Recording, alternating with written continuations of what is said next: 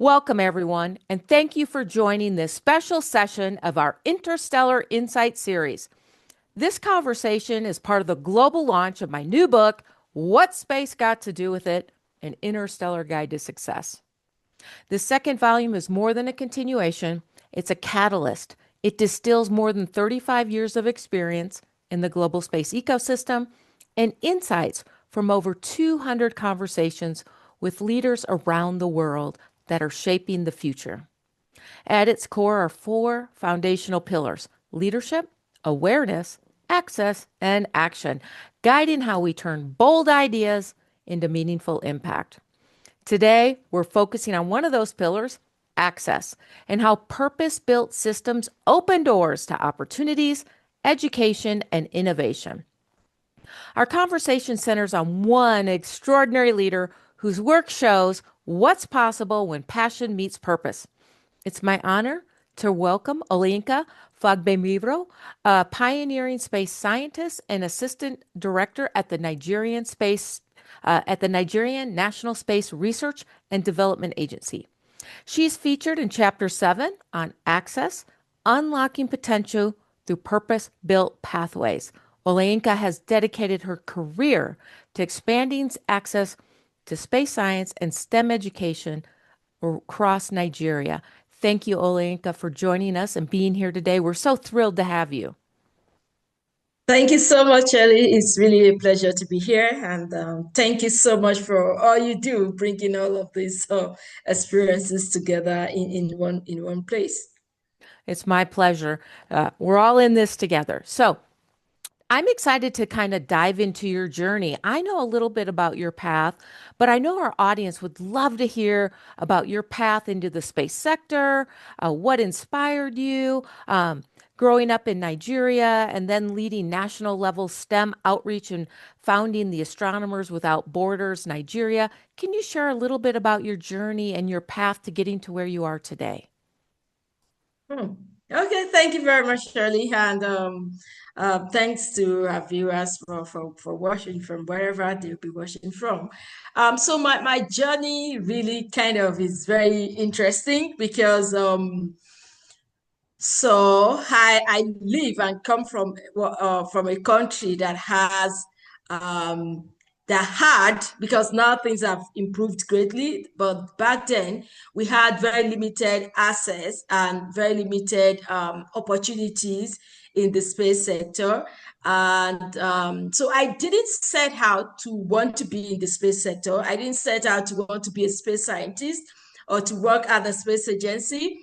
But I remember growing up and wanting to be a scientist because I loved sciences and I had a good encouragement from my father, my late father. He was one of the people that encouraged me to go into the sciences. And so I started out wanting to be in the sciences. I started out by wanting to challenge the stereotype that was in those days.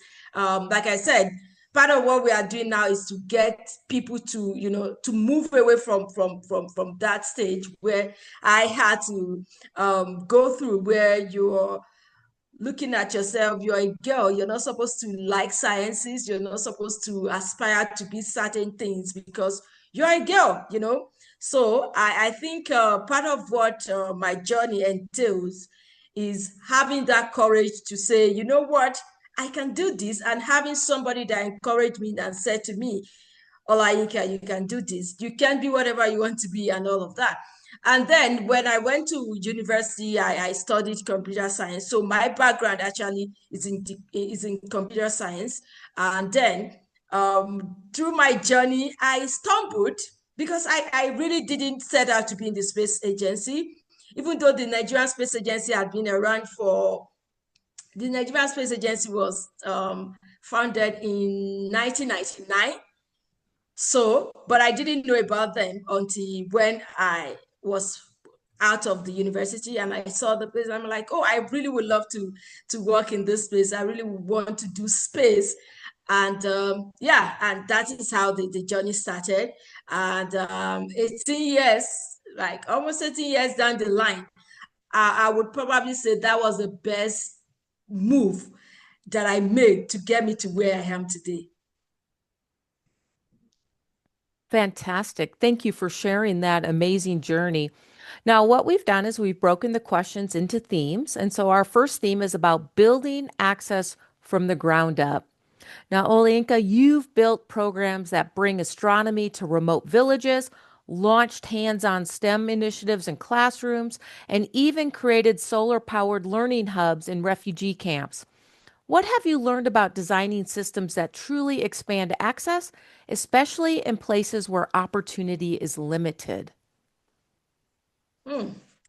Thank you very much. So I think the first thing is about having the passion to take this great stuff to people who are less privileged. Because the first thing is, you know that these guys who are in this background, who are from these backgrounds in these villages, in these communities, would not have access to space or astronomy or STEM if you don't do something about it. So I think the first step for me is knowing that you represent something that could change lives. So it's basically about wanting to change lives. I would say that it's not something that is easy or straightforward because the challenges are enormous. I don't know if I would get to talk about that at some point. The challenges are enormous because the systems are such that you have to bring everything on your own. Like you literally have to like improvise and just get things going by yourself. So this is something that was very key in achieving what we have been able to achieve with these kids who are from the less privileged backgrounds. We saw an opportunity to impact lives. We saw an opportunity to give access to people, to kids who otherwise wouldn't have access at all. And then I think building the system, it wasn't something that was easy. It was something that was straightforward because you had people who didn't even buy into your dream. Like you have people who don't think that this was something important. These are kids who didn't have enough food to eat. These are kids who didn't have enough clothing. These are kids who didn't have enough access. They didn't have access to electricity or internet or anything.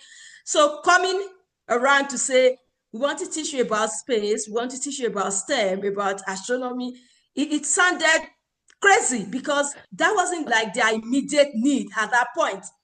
But because we could see beyond the immediate, we knew that look, you might not have shoes to wear today, you might not have like food to eat today, but this is one sure way to guarantee your exit from this point you are in your life. If you go to school, that is the only thing that can guarantee your exit from this place where you find yourself. And so it took a lot of convincing, and it took a lot of being smart about it. Okay, they don't have food, don't worry, our program, we're going to feed the kids, we're going to provide them with bags, we're going to provide them with t-shirts, we're going to provide them with books and all of that. And that way we're able to like gain access to the leadership of these communities for them to allow us to access their kids. Yeah, so that was how we went about it. That's incredible. I mean, you were looking at the immediate needs as well Oh, as sorry. that's okay. Sorry, Uh, can I go, quickly do something? of course, Just give me a moment. Yeah, of sorry. I course. need to switch. I need to switch over my power source. That is how life is, so don't worry about it. All right. And we're back after a real world. Having enough power is an important thing to Yeah, have. And as you were sure. saying, you were looking at these kids' future, giving them hope that through education they could go further. But you also Yeah, realized that they had immediate needs, and their leaders and their families realized they had immediate needs. Like you said, they needed food, they needed shoes, they needed shirts. yeah, So you were yeah, supplying more than just the future of what space and STEM could take them as a career, but also how they could get through each and every day. So that's incredible. yeah, Thank you for yeah. sharing that. We're going to pivot to this next theme that I call the power of representation and visibility. Hmm. Now, representation is a reoccurring theme in your work, particularly for girls and students who might not see themselves in science or space. You've already highlighted that in your story. How have you seen visibility and role models transform aspirations, and how do you approach being that role model for the next generation? Thank you very much. I think for me, it's about representation, like you have said.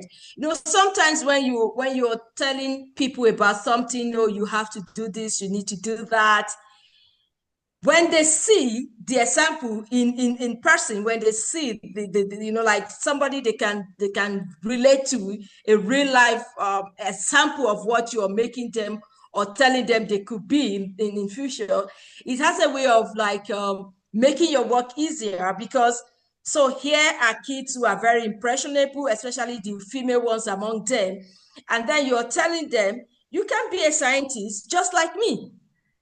And that is something they can relate to, because they know, okay, this person looks exactly like we do. This person is a woman, and this person lives in the same condition, well, maybe not exactly the same condition, but in the same country as they do. And so when you talk to them and say, I want you to, I want to tell you about space, I want to tell you about STEM, and you're saying, how how do you think, what do you what how would you like to be like me in the next, say, 10 years? They'll be like, oh wow, that's cool, because they see you and they look up to you. You are like, you are a role model to them. You are something that they are aspiring to be like. Interestingly, growing up, I didn't exactly have someone like me. I had women that I looked up to in different fields, right? Women that I felt, oh wow, this is a medical doctor, this is an engineer, this is a lawyer, this is a banker. I would love to be like this person, but not exactly somebody from the space sector. And this was something that I thought would have made my journey maybe a little bit easier. So now, talking to these young people, and then I'm making them realize that, look, guys, you can be like me, you can be like her, because I work with a lot of volunteers who are people in the STEM sector, in the space sector, in astronomy. And so together we go to talk to these people, and then we're like, look at this person, she's an engineer, she studied so and so and so. If you want to be like her, they're like, oh yeah, I want to be like her. Look at this one, she's a space lawyer, she's this.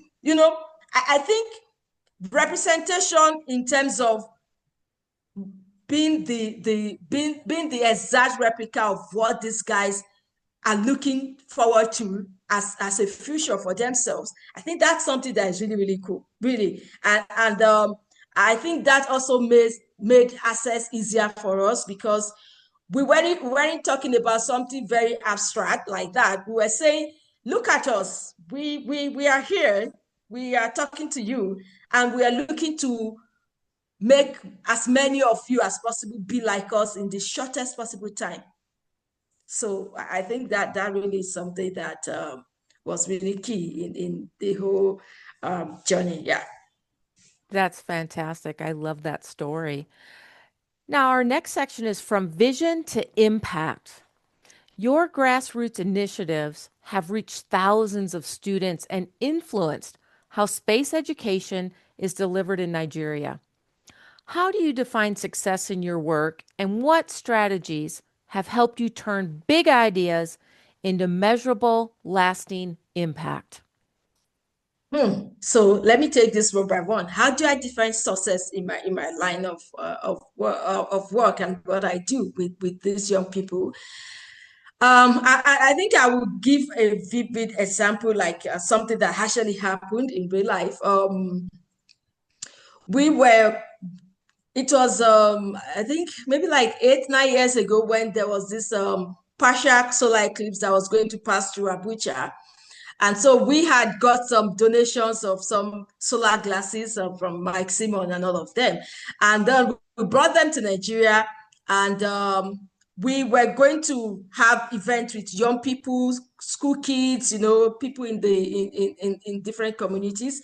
And then at the last point, we said to ourselves, we should reach out to kids in the high DP camp IDP camp is internally displaced people's camp. These are camps where kids who are victims of Boko Haram and insurgency in the northern part of Nigeria are being kept by the government. It's basically a refugee camp, only that the occupants are citizens of Nigeria. So I said to my team, I said, we should send a few of these solar glasses to them. And we did that, and we had a good session with them. They were able to watch the eclipse, and we had photo sections, take pictures, and then 5 years down the line, we went back. Because now we had a funding for outreach. That was when we went to build the solar powered learning hub for them. And then we had made this very colorful and beautiful banner that we're going to use. And because we were going to the IDP camp, I said to my team, can we get some pictures from our previous events at the IDP camp and use it, since we were going back there? And they were like, cool, yeah. So we got some pictures. And while we were making preparation for the event, and then we were putting up the banners, and we had some kids walk up there and excitedly pointed at them and said, oh, look at me, look at me, look at me. So now these guys are, back then they were like maybe like 5, 6, 7, but now they have gone to elementary, they are going to high school, junior high school.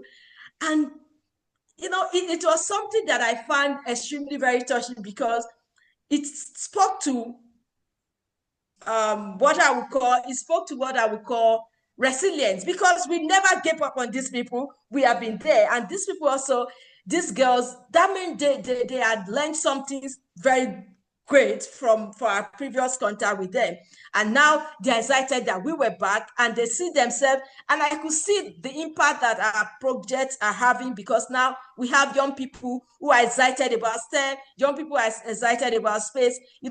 That is something that is one way I measure success in this project that we carry out.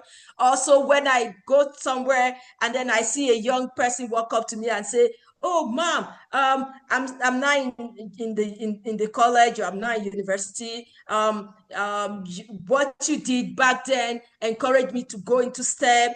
These are things that show me that we are really making impact. And yeah, so in terms of breaking this into measurable and something that we can like be able to see, okay, this is what we are doing and this is how we are impacting lives, I would say that sometimes when we have programs with high school kids, the aim is almost always medium to long term, because we're looking at encouraging these people to go into STEM. These are kids who probably are 13, 14, 12, and then we speak to the teachers, and because we also realize that we are kind of limited in terms of access, in terms of having day-to-day access to these kids. That's also why we also invest and have programs for STEM teachers, because we know that these are the people that see these kids every day. And so our job is to train the trainers. So now we train these STEM teachers, and we say, you know what? In Nigeria, we don't have a subject that is called astronomy or space science or anything like that. But what we have are science subjects like mathematics, like physics, like chemistry, that have different parts of space and STEM, different parts of space, especially in some of the topics. And we say, you know what? We know this is what you're paid to do. You're a physics teacher, and so the school or the government expect that you teach physics. But what we're asking you to do and what we are helping you to do is that while you're teaching physics, when you come across solar system, when you come across, climate change, and things that generally have to do with space, this is how you can emphasize on it, so that these kids are able to get more than they would normally get, from this kind of classes. And that way we are able to like follow up with these kids. We're able to follow up with the teachers and say, how are kids doing? How are these guys doing? And then we hear feedback such as, oh wow, the STEM result this year is fantastic, or now we have more people now want to do STEM. In fact, we went to a particular school and the head teacher says, now all my kids want to do STEM. Nobody wants to go into the social sciences anymore. Those are the kind of things that help us to realize that, okay, we're making efforts that are that we can see, that we can measure, and we can say, okay, yeah, these are the numbers of kids that we have impacted. These are the long term, these are the medium or short term impact of these things that we do. That's fantastic. I mean, I loved the story about the solar eclipse and being with the kids hands on, but like you said, being able to bring that space and STEM science into the classroom, getting the teachers involved where they can do it in day-to-day classes, that's really that long-term impact. And then being able to measure how those children are doing and how many are pursuing STEM is incredible. Congratulations on that achievement. Thank you very much. So now we're going to talk about lessons in resilience and leadership. Every mission has its challenges, from limited resources and institutional barriers. How do you stay resilient and focused on your purpose? And what advice would you offer to others building programs that aim to create access and opportunity? Oh, thank you very much. So this is something that is very important in the whole of my story, because if I don't touch on this, then I would not have done justice to like letting people know how this is not as easy as I make it to sound. So the first thing is there's a challenge of very, very limited resources.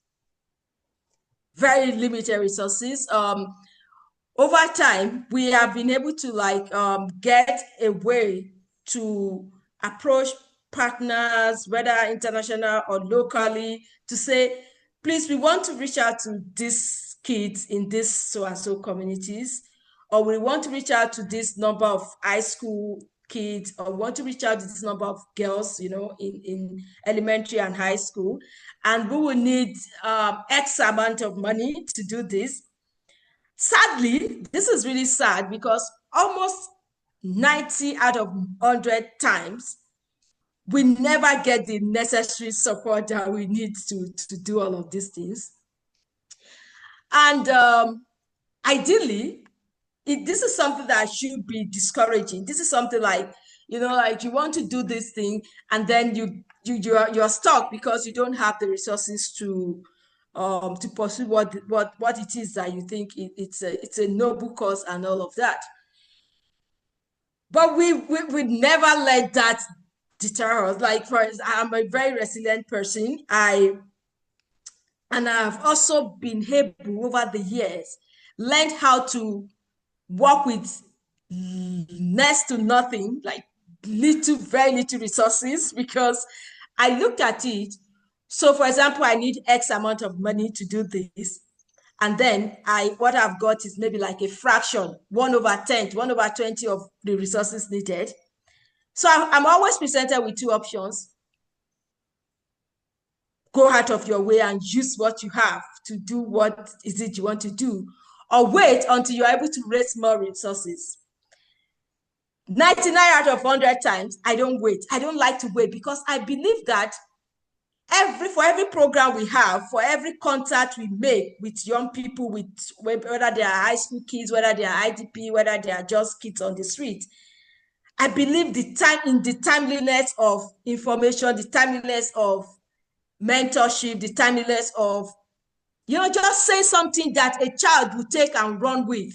So you don't want to wait and let that opportunity pass by a child who should have got that information. So what we have done is, I've really been fortunate to work with a team of young people who are very resilient as myself, and young people who are not looking to be paid to do anything. They are volunteers. These people volunteer their times, they volunteer their resources, because sometimes we have to drive our vehicles to go to different communities. And I tell them, see, guys, this is how much we have. Even if I were to pay for gas for everyone, then this money is not even enough. So can you guys use your cars? Let's go to this place And then we use these very limited resources to do this project. And every time I have to add that the response have been positive. Let's do this. Let's do this. We want to impact life. And they also see it as a way of giving back to the society.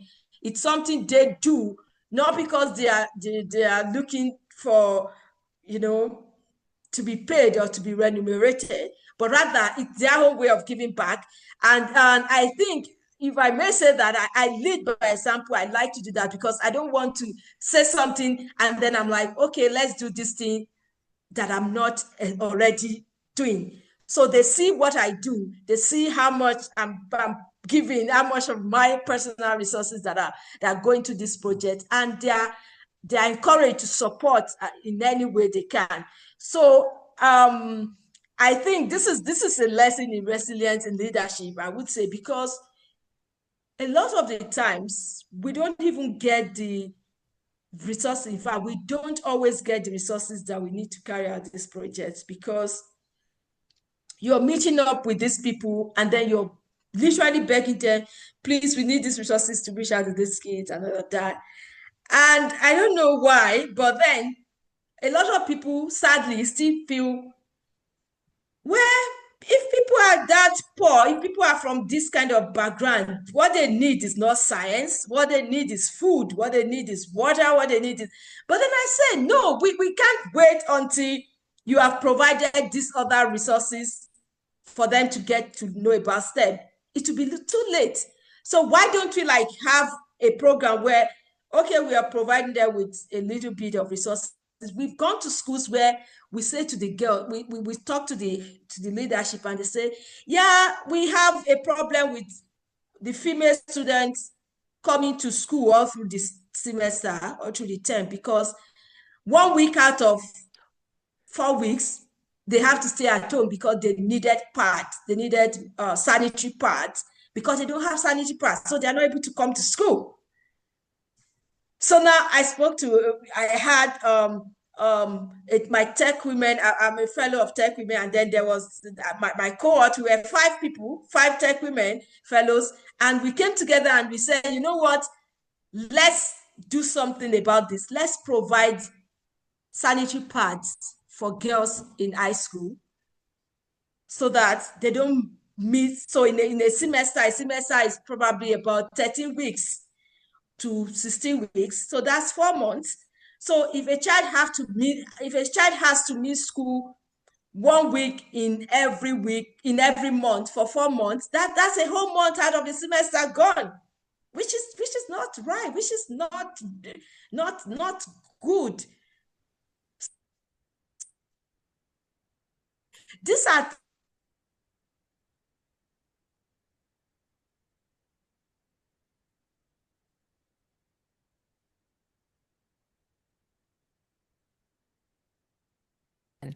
And we're back. okay. That is the real world. Sometimes we have internet, sometimes we don't. This is the world we live in. So welcome back, Olayinka. Thank you for sharing. You were talking about lessons in resilience and leadership and how you were helping to Yeah. support girls in high school. Yeah, thank you very much. Yeah, so these are kind of the challenges we also have to face sometimes when we have programs at the schools, electricity, internet access, these are major challenges, especially with schools that are public schools. Those are the kind of thing. And so, like I was saying, this way, by providing these things, by going out of our ways, literally, by using our personal resources and not waiting until, oh, we're going to wait until we get some funding before we have this program, then we're never going to have some programs, because those fundings just never come sometimes. So we have to improvise. We improvise a lot, I must say that. Sometimes we're able to get resources that are very limited. Say we get some donations of some materials, and then we're looking at it. Nigeria is a big country.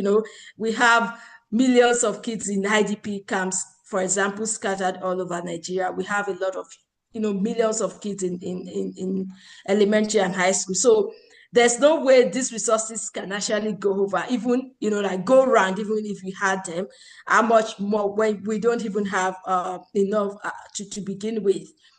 So we have to like improvise. Sometimes we look for locally available alternatives to some hands-on materials that we need to use. For example, if say we want to teach solar system, and then we've had some organization donate some resources to us, maybe from the US, from Europe, from Africa, or anywhere else. And then we're looking at it, we have resources that can cater to maybe 100 kids. But most of our projects are targeted at hundreds of young people. So sometimes we have to like improvise and get locally sourced alternatives to some of these resources that we want to use. So you asked also my advice, what my advice would be. So I think my advice would be, if you really want to impact life as a scientist, as an individual, you can't afford to wait for when it is convenient, because it's never going to be convenient enough, especially if you really want to do something great. It's never going to be convenient. So you have to learn to make do with very limited resources. You have to learn to be selfless, selfless in the sense that it's going to take a lot of your personal resources, it's going to take a lot of your time, your personal time, and then your resources, So you have to be sure, this is what I want to do, and why am I doing this? So the why is what will keep you going. The why you're doing this is what will continue to fuel your passion and make you keep doing, keep going, because it's not going to be very easy and straightforward. And then in this, you're going to get disappointed. Oh, so many times you're going to get disappointed, because you're dealing with people who probably will promise you, oh, this idea is wonderful, this is a great idea, you want to teach young girls about space, you want to teach them about STEM, you want to reach out to these communities. Oh, this is excellent, I'm going to support. Personally, I'm going to give this and so. And then you go on and then you begin to make plans for your project, and you put a timeline, and then the time is, getting closer and closer, and these people are going to disappoint you. Like, they will disappoint you, where you are at this point where you're like, wow, this is. So every time you have to like prepare for, you always have your plan B. You always prepare for the eventuality, because it's going to happen. This is me talking from personal experience. They have happened over and over and over. But we don't let that deter us. We don't let that, discourage us, because we know that the people who are the real beneficiaries of these initiatives are people who don't have any means of paying you back. There are people who are going to not have this experience, are going to not have this benefit if you don't do these things. So you have to like have that at the back of your mind all the times. These people are kids, they are young people, they don't have any means of paying back. And these people are from these backgrounds that ensure that they don't get these things if you don't do it. So you have to like let yourself know that this one contact is probably what one child is going to need to turn around their life. So you don't want to miss out on the opportunities, on the basis of insufficient resources. You don't have enough resources, but no, you keep going. You just keep going. And sometimes over time too, you kind of build enough credibility to get even the school system, even the government to come to your head to say, you know what, we may not have cash to give you as per take so an X amount of money, but what do you need? What can we do? What can we provide? I get that all the time. And then I'm like, if you can get me electricity in this school while we're there, if you can get me projector, if you can get me a classroom where I can put 200 to 300 to 500, 1,000, depending on the number, you would have done a whole lot already. So they say, we don't have money to give you. But then we had to let them know that you don't have to give money. There are other resources that you can give that would make our jobs very easy. So yeah, so you have to be very smart about different ways of getting results. So that way you can like use very limited resources to achieve very big deal impact. That's incredible. I love how you really synthesized how the resilience of you have very little resources, similar to any startup company may have very limited resources, but your passion about what you're doing and the impact it can have on the lives of children around Nigeria, there's no cost you can put on that. So you and your volunteers are doing amazing things with very little. So thank you for that because like you said, your being there can turn one child's life around in a way that is immeasurable and you may never even know. So thank you for sharing that journey. Thank you. As we close, what is one message you hope our audience takes away about leadership, about building access, or about the role space can play in shaping a more connected and hopeful future? So here's what I'll say. Sometimes it's easy to criticize something from the other side, like you're not in this shoes. And so you're like, oh, this thing should be easy, this should be, like, but then when you get to be in this role, when you get to be in this position, you are going to have to ask yourself, and you have to like be very truthful with yourself and say, and ask yourself things like, is this worth it? Like what I want to achieve and what I have to go through to achieve this result. Is it really worth it? You have to get to that point where you know that this thing is really worth it. And so, irrespective of whatever it takes to achieve this, you know that, okay, I'm getting this result and I know that this result is really worth it. I also would like to say that young people all over the world, they need role models. So you want to be that person that they look up to. You want to be that person they want to be like. If these people can, if they want to be like a Nollywood star, a Hollywood star, or a musician, or a politician, why shouldn't they want to be a scientist? Why shouldn't they want to be somebody that does space or STEM or whatever? So this is something you want to be. You want to be a role model to a great number of people, majority of who you're not ever going to meet. You will not know that you are a role model to these people. But trust me, you are, because you don't know them, but they know you. They look at you and they look up to you. They will be like, I want to be like this person. I want to be, like her. I want to do better than her. And then you're creating pathways. You're making the life easier for people that are coming behind. There are a lot of young people also who are getting to do what I want to do.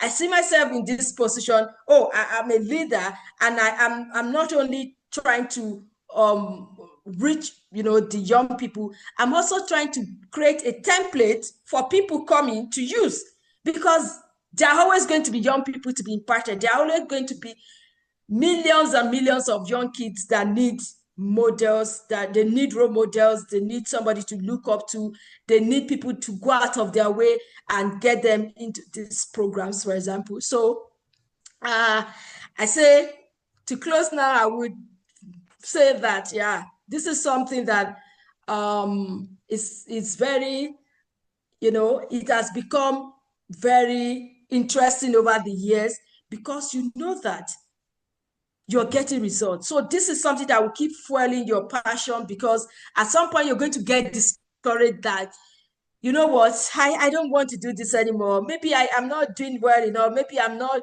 able to, muster these resources that I need for this big project. No, don't give up. Start small, scale up. if you get X resources, do this program. If you get S times 2, make it bigger. If you get S times 3, don't wait until you get S times 10 before you want to do this grand program that is going to be in the media. No, the most impact are made from when people are not looking.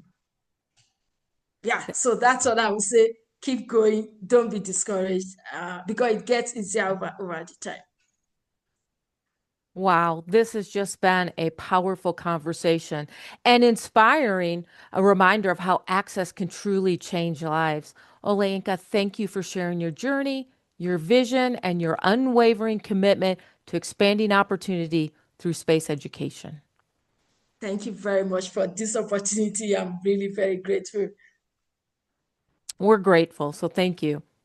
Thank you. You're welcome.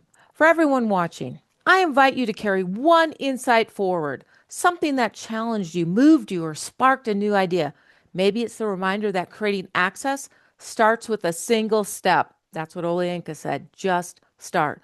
Or it's the call to design a system that opens doors for others. Like Olayinka said, create the template. Whatever it is, take that inspiration and put it into action this week. If today's discussions inspired you, I encourage you to explore Chapter 7 and the full journey in What Space Got to Do with It, an Interstellar Guide to Success, available on Amazon. Thank you for being part of this Interstellar Insights conversation. And until next time, I'm Shelli Brunswick, and I look forward to seeing you around the galaxy.